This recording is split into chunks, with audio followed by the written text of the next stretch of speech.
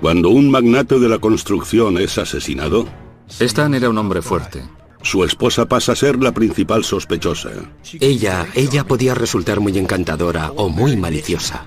Y la búsqueda de pistas de la policía Uno de ellos detectó algo que brillaba entre los arbustos. Se inclinó, lo recogió y resultó ser el arma homicida. ¿Fue un atraco, un crimen relacionado con la droga, una esposa vengativa o quizá las tres cosas?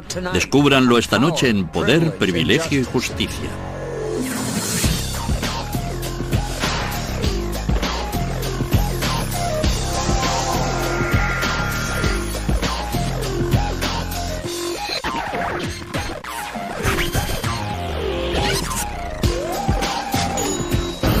Crímenes imperfectos, ricos y famosos. Vicios de Miami.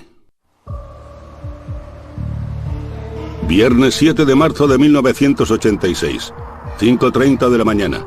Las sirenas taladran el silencio de la madrugada en el elegante barrio residencial de Coconut Grove, en Miami, cuando la policía llega a la puerta de una mansión de piedra caliza.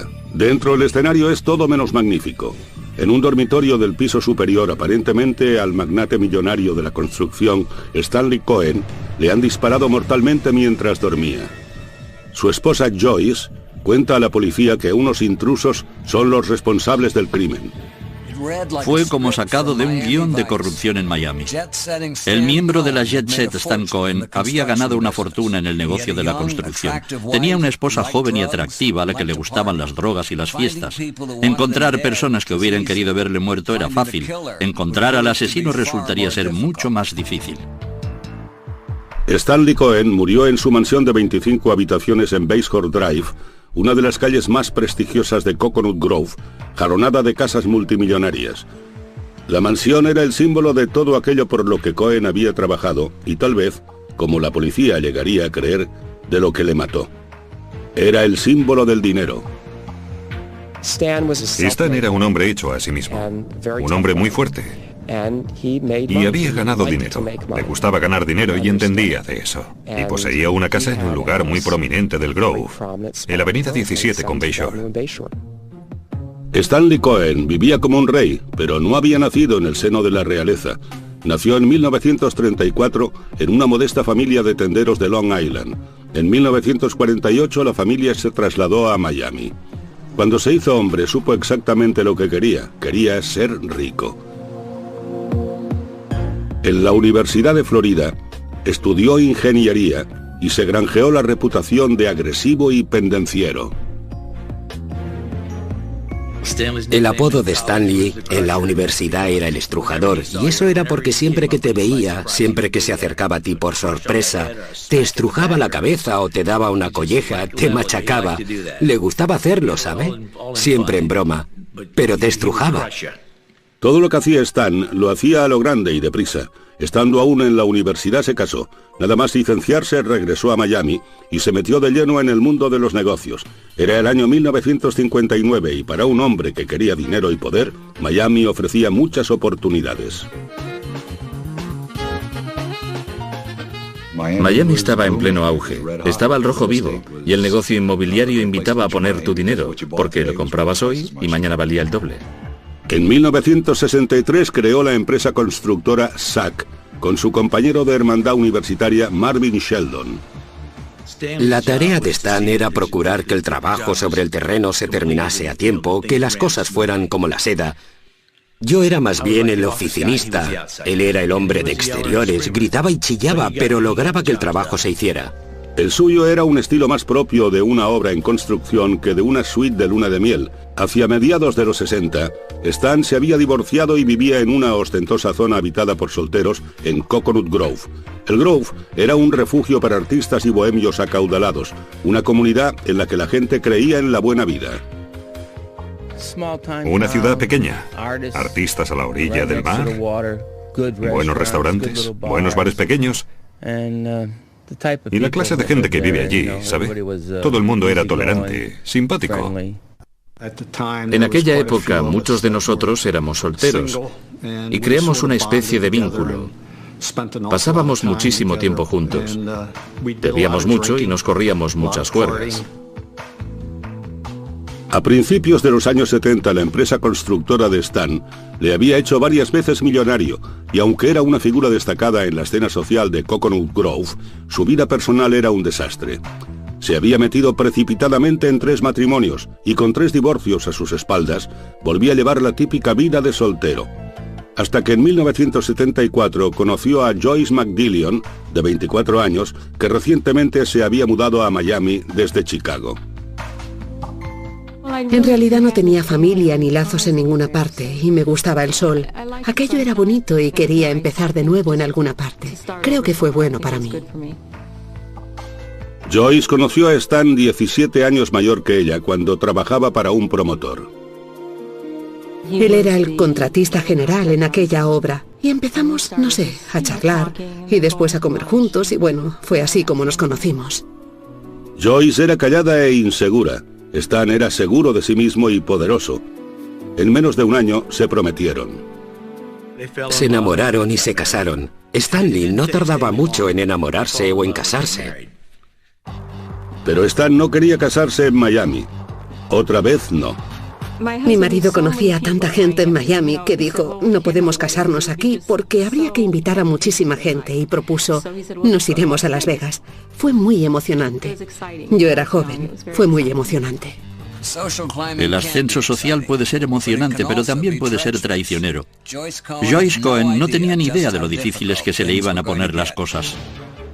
A su regreso, el matrimonio de cuento de hadas de Joyce Cohen pierde el control, ya que Cenicienta descubre la cocaína.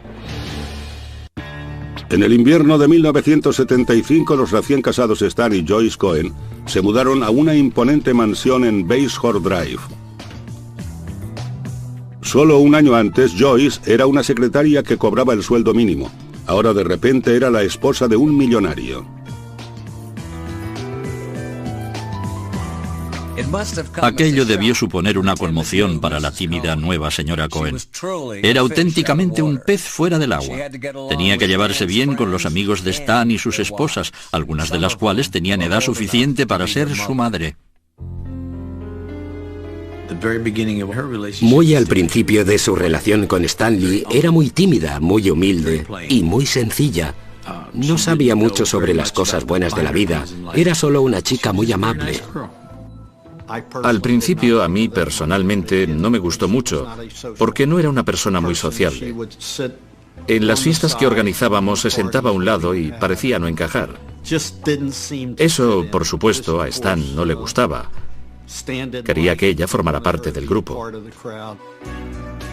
Stan empezó a convertir a Joyce en la clase de mujer que encajaría en su mundo, y la animó a dedicarse a su afición, el diseño. Tenía gusto para la decoración. Mezclaba antigüedades con cosas nuevas y todo eso. Su casa era muy bonita y ella lo decoraba todo. Tenía muy buenas aptitudes. Joyce creó su propia empresa de diseño de interiores con el respaldo del dinero de Stan. Gradualmente fue ganando confianza en sí misma. Empezó a vestirse mejor, a hablar más cuando estaba entre la gente y a disfrutar de las pieles, las joyas y la ropa de diseño que acompañaban el hecho de ser la señora Cohen. Stan Cohen hizo de Joyce Cohen lo que ella acabó siendo, una persona de intensa vida social. Le proporcionó joyas, pieles, un jaguar y todo lo demás. Joyce no tenía todo eso. Stan Cohen se lo consiguió, y se lo consiguió por un motivo. La quería. ¿Fue una historia como la de Pigmalión? Diría que hasta cierto punto, sí.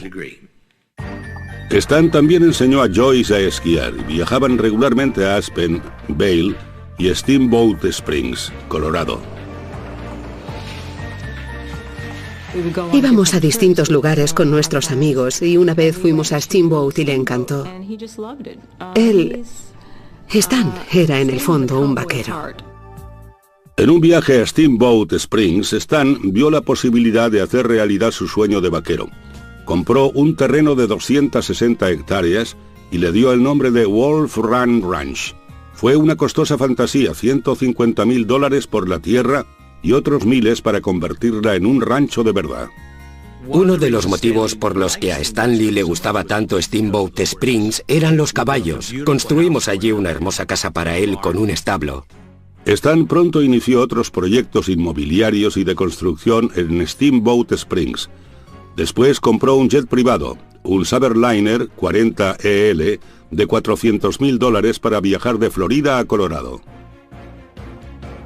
Un jet privado es un símbolo de estatus entre los ricos. No era de extrañar que alguien como Stan Cohen quisiera uno. Pero a principios de los años 80 un nuevo símbolo de estatus aparecía en el sur de Florida, y lo hacía con fuerza: la cocaína.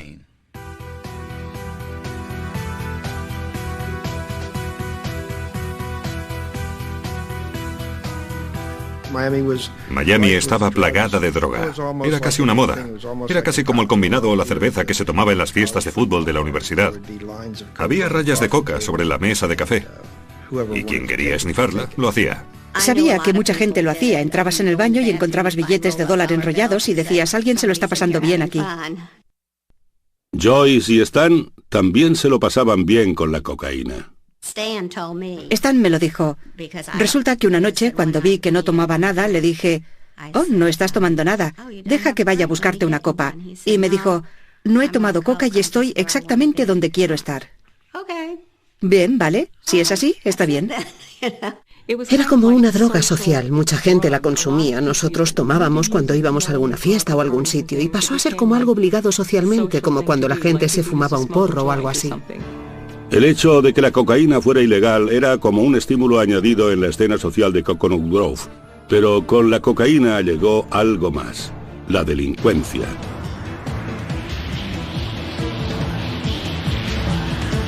Esa ola de delitos alimentados por la droga dio origen a un aterrador tipo de robo llamado invasión de hogar. Criminales armados estaban irrumpiendo en las casas y robando a las personas a punta de pistola. Stan instaló un sofisticado sistema de alarma. Después, todavía nervioso por los robos, tomó una fatídica decisión: compró un arma de fuego para la casa. Pero la verdadera amenaza que planteaba la cocaína no estaba fuera de la casa de Stan, sino dentro. Joyce estaba cayendo en la dependencia y su personalidad estaba cambiando. Joyce, que era 17 años más joven que Stanley, no quería volver a casa y acostarse a las 10 o a las 11 de la noche. Era consciente de su posición en la vida y de que era muy atractiva. Estaba delgada, era muy bien parecida, quería salir, bailar y pasárselo bien. La que antes había sido tímida secretaria se había convertido en una mujer que vivía para salir e ir de fiesta, y Stan, en su mediana edad, no podía seguir su ritmo. Si ella hubiera consumido cocaína como un pasatiempo, no le habría avergonzado tanto, pero el hecho de que consumiera tanta cantidad le hirió. Notamos un cambio en su personalidad y hacíamos preguntas. La gente decía: oh, ha tomado cocaína. Me parece que con Joyce llegó a ser un problema más serio que cuando empezaron. Creo que llegó a crear un problema en su matrimonio. En diciembre de 1985 la pareja decidió que necesitaba pasar un tiempo separada. Joyce salió en el jet rumbo a Steamboat Springs para pasar todo el invierno. Stanley se me quejó amargamente. Creo que Joyce había destrozado el coche 4 o 5 veces allí, y yo sabía que consumía cocaína. Stanley me lo había contado. Stanley empezó a pasar más tiempo en Miami. Joyce empezó a pasar más tiempo en Steamboat Springs. Salió a la luz más tarde que había infidelidades por parte de ambos cónyuges. En Coconut Grove circulaban rumores de que Stan estaba ya harto.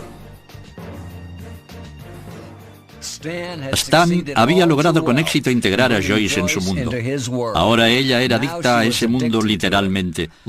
Su matrimonio estaba al borde del abismo y Stan y Joyce se hallaban en una peligrosa encrucijada. Lo que Stanley dijo a Joyce fue: saldrás de este matrimonio tal como entraste, sin nada.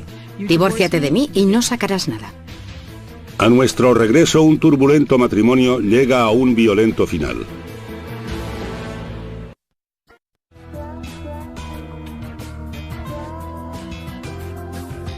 Era la primavera de 1986 y el matrimonio de Stan y Joyce hacía aguas. Un hombre rico de mediana edad se casa con una mujer pobre pero bella y más joven. Añadan la cocaína, las fiestas y las infidelidades y obtendrán la receta del desastre. Era solo cuestión de tiempo que algo sucediera. Joyce había pasado el invierno en su rancho de Steamboat Springs, mientras Stan permanecía en Miami. En marzo de 1986, Joyce regresó a la casa de Coconut Grove. Desde fuera parecía que el matrimonio volvía a ir por buen camino. Todo el mundo discute. Todo el mundo tiene días en que dice, oh, Dios mío, ¿sabe? Por lo que yo veía, su matrimonio no distaba mucho del mío, o del de cualquiera. Cualquiera que lleve casado 10 años. Yo estoy segura de que esa mujer diría unas cuantas veces, voy a pedir el divorcio, ¿sabe? Los matrimonios no son perfectos. Si realmente había algún problema, yo no lo sé. Para nuestro aniversario me regaló un anillo de diamantes que fue un regalo especial. No creo que alguien que está a punto de divorciarse de su esposa la lleve a una joyería y encargue que diseñen un anillo y que lo fabriquen. Pero si dentro de la mansión Cohen la atmósfera estaba mejorando, fuera no lo hacía. Por todo Coconut Grove, los robos en el interior de las casas iban en aumento. Cada noche Stan conectaba el sofisticado sistema de alarma de la mansión. Cada noche se aseguraba de que su arma estaba en la mesilla de noche. Creía estar a salvo. Nada podía estar más lejos de la verdad. La noche del 6 de marzo, Stan se acostó temprano. Joyce se quedó levantada, reuniendo objetos para una subasta. A las 5:30 de la madrugada, la policía recibió una llamada de emergencia.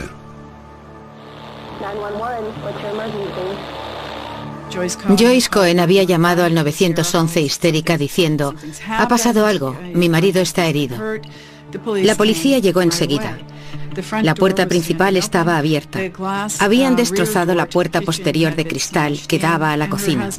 Y su marido yacía muerto en la cama con 4 disparos de arma de fuego en la nuca. Stan yacía de bruces y desnudo sobre la cama. Los sanitarios intentaron sin éxito reanimarle y la policía se dispuso a examinar el escenario del crimen. A las 6:30 de la mañana se llevaron a Joyce a la comisaría para interrogarla.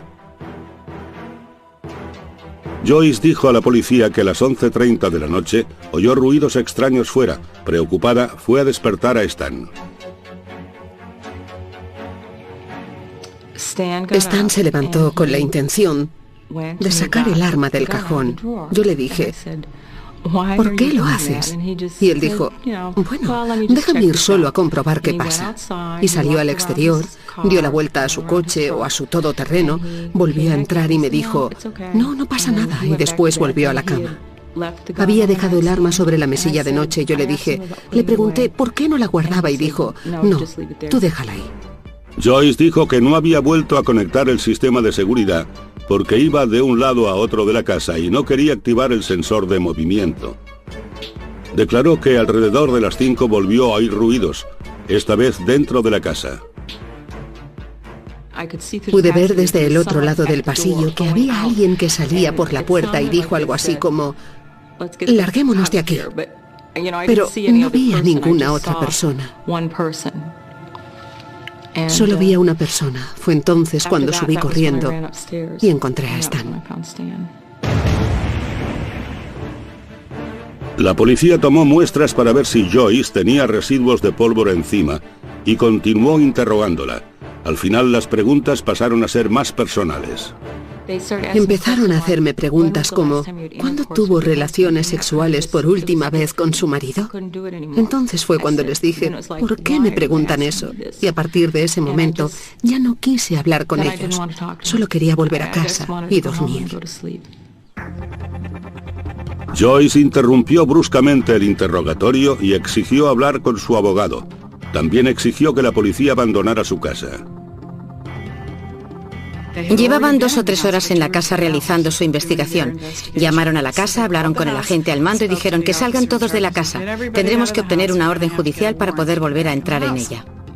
El abogado de Joyce creyó que no eran las pruebas del asesinato lo que preocupaba a Joyce, sino las pruebas de la presencia de drogas. Me enteré de que podía haber cocaína en su casa.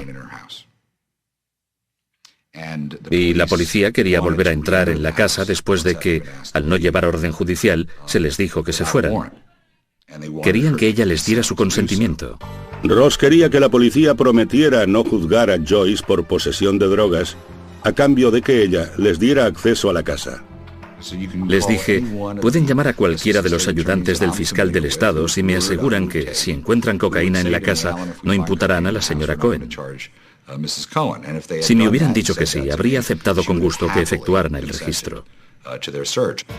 Hasta entonces, Alan se negaba a permitirles volver a entrar. Mientras las horas pasaban, el escenario del crimen se deterioraba y, entre tanto, el cuerpo de Stan Cohen seguía en el interior. Decir que fue un extraño giro de los acontecimientos sería decir poco. A los investigadores se les niega el acceso al escenario del crimen y lo hace la esposa de la víctima. ¿Tenía miedo de que encontraran drogas o temía que encontraran algo más? A nuestro regreso, la policía descubre pruebas incriminatorias en el jardín delantero de los Cohen. 7 de marzo de 1986, 8:30 de la mañana. 3 horas después de haber sido llamados al escenario de un asesinato, la policía esperaba una orden de registro, ya que Joyce Cohen y su abogado les impedían la entrada en la mansión. Dado que el cuerpo de Stan Cohen seguía dentro, el tiempo era esencial. Los investigadores saben que los crímenes se resuelven con más facilidad en las horas inmediatamente posteriores. Cada minuto que pasa otorga más ventaja al criminal con respecto a la investigación. La policía tuvo que esperar horas antes de poder llevar a cabo la investigación del escenario del crimen dentro de la casa. Pero aunque la policía de Miami no podía entrar en la mansión Cohen sin una orden judicial, tenía libertad para buscar fuera. Uno de ellos detectó algo que brillaba entre los arbustos. Se inclinó, lo recogió y resultó ser el arma homicida, el arma que se empleó en el asesinato. Así fue como pasó. El arma resultó ser además la que Stan Cohen guardaba en su mesilla de noche, pero parecía que le habían limpiado las huellas dactilares. Entretanto, el cuerpo estaba aún en la casa, y al día siguiente, los medios de comunicación contaban historias de cómo la viuda había impedido la entrada de la policía en la casa. Eso, sin duda, a los ojos de mucha gente, fue un signo de culpabilidad, aunque no fuera así exactamente como sucedió. Finalmente, a las 2 de la madrugada, tras habérsele negado el acceso al escenario del crimen durante 8 horas, la policía obtuvo una orden judicial para volver a entrar en el hogar de los Cohen. Pero a causa de la demora, el forense tuvo dificultades para determinar la hora de la muerte. Según su opinión, lo más probable era que el crimen se hubiera producido aproximadamente entre las 2 y las 3 de la madrugada, aunque podía haber sido a las 5 de la mañana. La policía hizo otro descubrimiento crucial en el baño de arriba. Un pedazo de pañuelo de papel. En él encontraron residuos de pólvora y del maquillaje de Joyce. En la mañana de autos, la policía pasó un algodón por las manos de Joyce Cohen en busca de residuos de pólvora y los encontró. Los hallazgos parecían sustentar lo que los investigadores habían sospechado desde un principio. Siempre resulta sospechoso que desde el primer momento a la afligida esposa le preocupe más que la policía registre su casa a que puedan llegar a incriminarla. Por lo tanto, desde el primer instante era normal que Joyce Cohen despertara sospechas. El inspector del caso prácticamente anunció que iban a resolverlo de inmediato y creo que ya en ese momento pasé a ser su blanco. Pero la policía consideraba que todavía no tenía suficientes pruebas para arrestar a Joyce, aunque estaban seguros de que estaba involucrada. La teoría policial era que Joyce había matado a Stan, temiendo que un divorcio la dejara sin un céntimo y la privara de su recién adquirido estatus. Joyce era una persona que llevaba mucho tiempo dándose buena vida.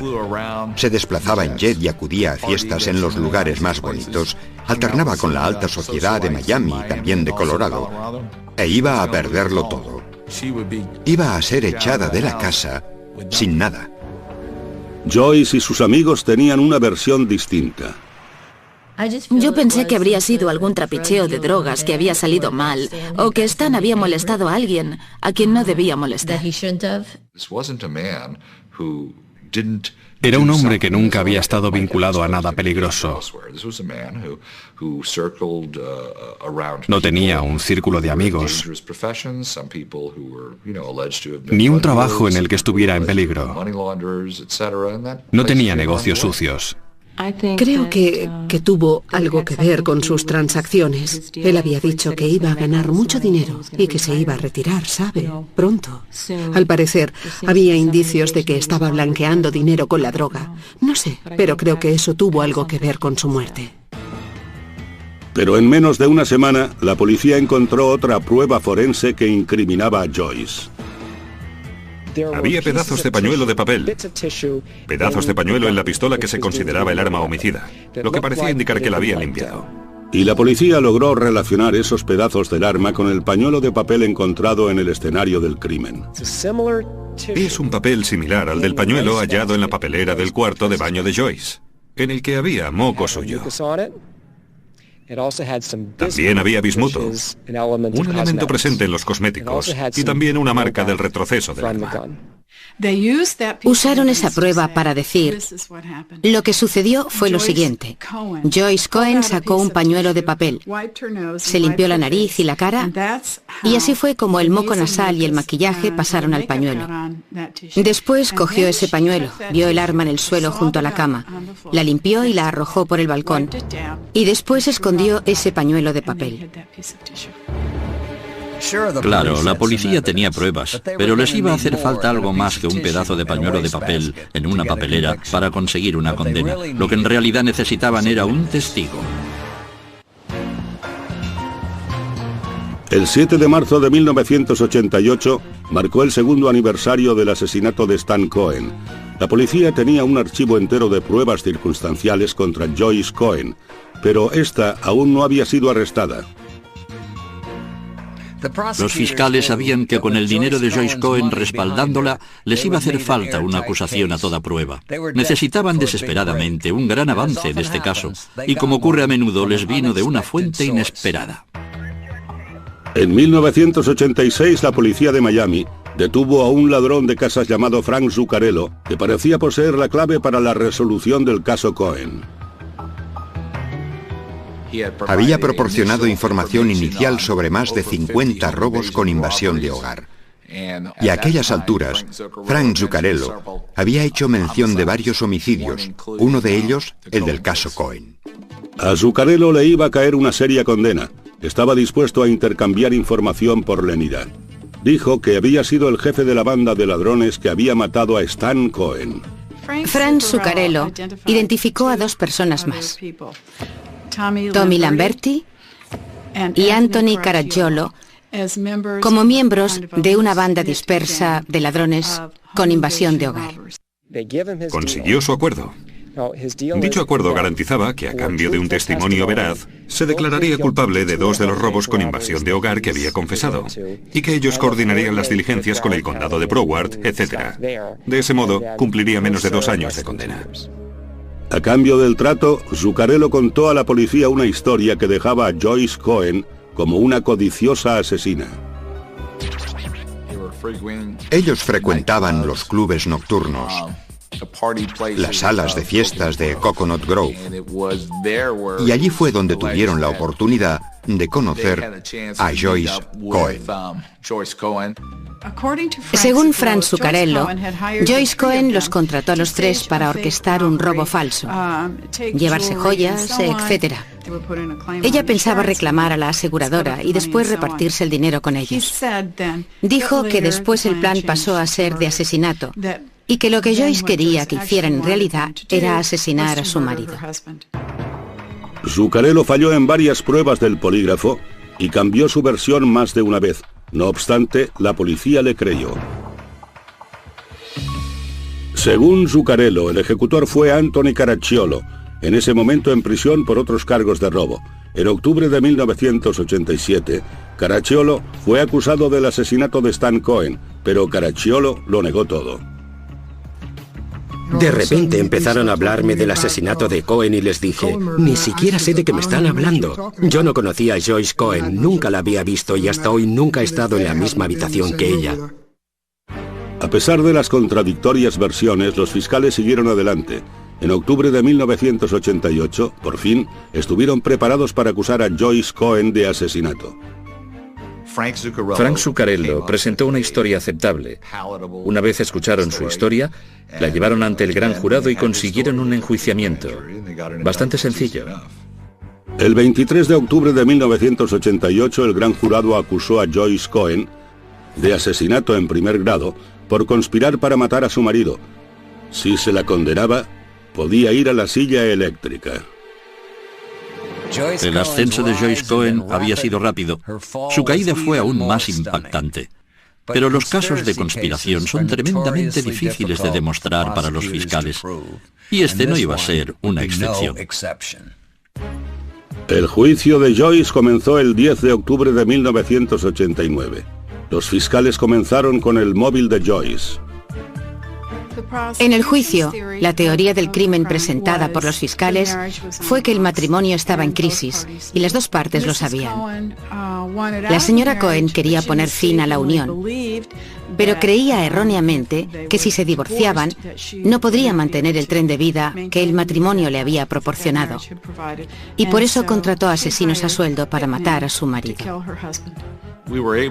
Pudimos dejar muy claro que Joyce y Stan estaban en proceso de divorciarse. Stan había dicho a Joyce que iba a marcharse tal como vino, sin nada. El principal testigo de la acusación, Frank Zuccarello, ocupó el estrado el 23 de octubre. Dijo, dense prisa, acaben de una vez. Quería a su marido muerto. Podía perderlo todo. Si se tramitaba el divorcio, no se llevaría nada. Zuccarello dijo al jurado que a Stan lo mataron a las 2:30 de la madrugada. Dijo que Joyce había pasado las 2 horas y media siguientes alterando el escenario del crimen para que pareciera un allanamiento de morada, hasta que por fin llamó a la policía a las 5:30. Establecer la hora de la muerte era absolutamente vital. Si a Stan lo mataron a las 2:30, Zuccarello estaba diciendo la verdad y Joyce era culpable. Si no sucedió hasta más tarde, la acusación del Estado estaba en serias dificultades. En su interrogatorio, el abogado defensor Alan Ross atacó la credibilidad de Zuccarello, poniendo de relieve sus delitos y mentiras previos ante el jurado. Le aplasté. El hombre estaba destrozado. Y creo que si entrevistaran a los miembros del jurado dirían que no le creyeron. Ellos no le creyeron. Pero el examinador médico del condado de Dade sustentó la versión de Zuccarello. Testificó que el asesinato había tenido lugar entre las 2 y las 3 de la madrugada. ¿Qué puede decir con una razonable certeza científica sobre si la muerte de Stanley Cohen se produjo alrededor de las 5:30 de la mañana? Diría que no se corresponde. ¿Y entre la 1:30 y las 3:30? Con esa franja horaria sí se correspondería. La defensa contaba con sus propios expertos, incluidos los sanitarios que intentaron reanimar a Stan 3 horas después de la muerte de Cohen, según sostenía la acusación. Los servicios médicos intentaron reanimar a ese hombre. Eso fue realmente lo que ocurrió cuando acudieron al escenario. Le pusieron los electrodos e intentaron reanimarle. Quiero elogiar a ese equipo médico. No eran estúpidos. No habrían intentado reanimar a un hombre que llevaba 3 horas muerto. Pero la acusación tenía otro testigo que apoyaba la idea de que Stan había muerto horas antes de que Joyce llamara a la policía. Alguien se presentó a declarar que había oído disparos en Coconut Grove en la mañana del 7 de marzo de 1986 y que el ruido procedía de la casa de los Cohen, y dijo que los disparos se produjeron entre las 2 y las 3 de la madrugada. La acusación tenía más pruebas contra Joyce. Había el pañuelo de papel hallado en el escenario del crimen. Y lo más incriminatorio de todo, los investigadores habían encontrado residuos de pólvora en las manos de Joyce. Puedo asegurar que el analista criminal que analizó los residuos de pólvora y testificó resultó muy convincente. Aquello fue muy perjudicial para ella. Y finalmente estaba la propia Joyce. La acusación la pintó como una drogadicta que había asesinado a su marido en un intento desesperado por conservar el dinero y la posición. La describieron como una persona dura, fría y mezquina, una especie de Cruella de Vil, ¿sabe? Y dijeron que había planeado, engañado, conspirado e ideado cómo deshacerse de Stan. La gente creyó que yo era algo que no era. Y no es que sea, bueno, perfecta, ni una gran persona, porque yo no opino eso de mí misma. Pero me describieron como una persona dura y enloquecida por la droga, y eso no era cierto. No era cierto en absoluto. La defensa contraatacó con una deposición de la estrella de country Tanya Tucker, que había entablado amistad con Joyce en Colorado. Tanya Tucker y Joyce Cohen pasaron una noche juntas, sentadas frente a la chimenea, bebiendo champán y esnifando coca. Intercambiaron confidencias, se lamentaron de las cosas tristes que había habido en sus vidas y crearon un vínculo aquella noche. Tucker declaró que Joyce le confió sus problemas conyugales, pero jamás dijo nada acerca de matar a Stan. Joyce no llegó a testificar. Su abogado defensor dijo que los hechos hablaban por sí solos. No me pareció que su testimonio fuera a aportar nada nuevo al caso. Todo lo que ella iba a decir se había planteado ya ante el jurado. En cualquier juicio, el testimonio de carácter es crucial. Puede determinar el móvil o convencer a un jurado de que el acusado fue capaz de cometer el crimen. La cuestión era, ¿a qué Joyce vería el jurado? ¿A la amante esposa de la alta sociedad de Coconut Grove? ¿O a la drogadicta y asesina desalmada? El 14 de noviembre de 1989, el caso de Joyce Cohen fue trasladado al jurado. Su vida estaba ya en sus manos.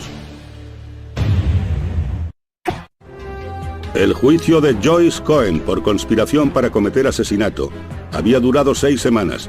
La acusación estaba decidida a demostrar que Joyce no podía parapetarse en su riqueza.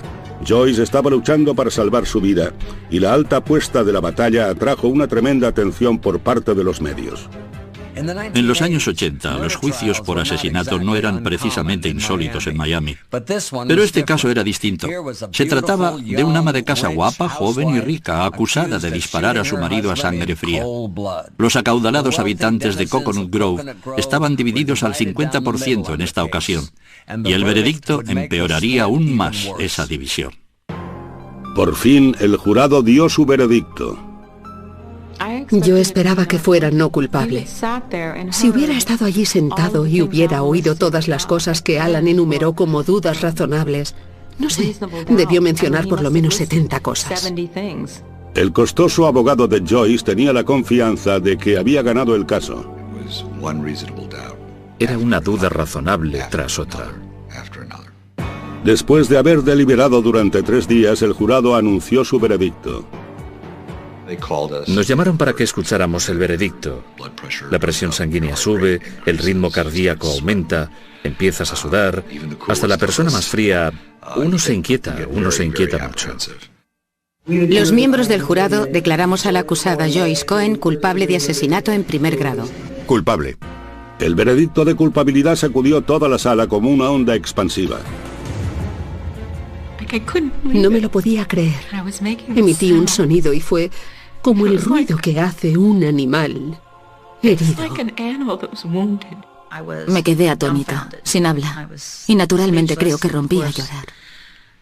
Creo que prácticamente todos lo hicimos y empezamos a abrazarnos porque no nos lo podíamos creer. El veredicto abrió una brecha en todo Coconut Grove entre los que creían que Joyce era una víctima inocente y los que pensaban que era una asesina despiadada. Para nosotros fue algo aterrador cuando lo supimos. Yo no me lo podía creer. Era desconcertante saber que había personas que la consideraban culpable. Creo que ella tuvo un papel en el asesinato de Stanley. Podría decir que no lo sé. Yo lo dejé en manos del jurado, pero creo que estaba implicada. Pero aún no se había acabado. El jurado tenía que decidir la sentencia. Pasé por la fase de la pena de muerte, ¿sabe? Es cuando tienes que esperar todo el tiempo que ellos tardan en decidir si van a imponerte la pena de muerte o no. Y durante ese tiempo te llevan al calabozo. Creo que fueron unos 37 minutos aproximadamente. Y fueron 37 minutos muy largos. El jurado no lograba el consenso con respecto a la pena de muerte, por lo que el juez sentenció a Joyce Cohen a cadena perpetua. La condenó por el cargo de asesinato en primer grado a cadena perpetua sin posibilidad de obtener la libertad condicional antes de 25 años. Para todos y para mí, ha sido totalmente justa la condena. Ella debe pasar toda su vida en prisión. Como asesina convicta, Joyce no tenía derecho a ninguna parte de la fortuna de Stan, pero lo irónico fue que, en un caso que giraba en torno al dinero, resultó que no había ni de lejos tanto como todo el mundo creía. En los periódicos se publicó que la fortuna ascendía a 12 millones de dólares. Pero si la fortuna ascendía a 12 millones de dólares, él poseía 11. El contable de Stan Cohen me dijo que poseía un gran talento para manejar cifras, para pedir dinero prestado, para pagar dinero, y que en eso podía realizar un trabajo magistral. Hoy, gracias a su pacto para declararse culpable, Frank Zuccarello es un hombre libre. Anthony Caracciolo y Tommy Lamberti alegaron su no participación en el asesinato de Stan Cohen. A los dos se les impuso una condena de 41 años y continúan insistiendo en su inocencia. La única cosa que me relaciona con el escenario del crimen es el perjurio en el testimonio de Frank Zuccarello. Lo esencial es que hasta el día de hoy no he conocido a esa mujer, y aunque se nos adjudicó a los dos el mismo caso en el mismo tribunal, no he estado en la misma habitación con ella ni en la misma sala de tribunal. Eso no ha sucedido, jamás le he puesto la vista encima. El misterio del asesinato de Stan Cohen tenía que haberse resuelto, pero no fue así. 5 años después de la condena de Joyce, apareció la periodista de Miami, Gail Bright, asegurando que el principal investigador del caso le dijo en su momento que sabía que Frank Zuccarello había mentido sobre los asesinos a sueldo implicados en el crimen. Lo que dijo fue, no sucedió tal como todo el mundo dijo que había sucedido. No se trata de si Joyce Cohen es inocente o culpable. Se trata de que fue condenada en base a pruebas que a mí me dijeron que habían sido falseadas. Gail Bright llama a Alan Ross y le dice: Alan, no me mates. Espero que me perdones. Pero hace 5 años que sé esto. John Spear me dijo fuera de cámara que él no creía la teoría de que Zuccarello estaba diciendo la verdad. Alan Ross dice: no voy a matarte. Ven a comisaría y presta declaración. Y ella lo hace. Ahora Joyce Cohen intenta lograr que su sentencia sea revocada en un tribunal federal. La moción es su última oportunidad de lograr la libertad. A menos que la verdad salga a la luz, a menos que seamos capaces de demostrarla, jamás podré salir de aquí. Aunque algún día llegue a salir de la cárcel, es poco probable que Joyce Cohen regrese alguna vez a su vida de mansiones en la bahía y glamurosa vida nocturna.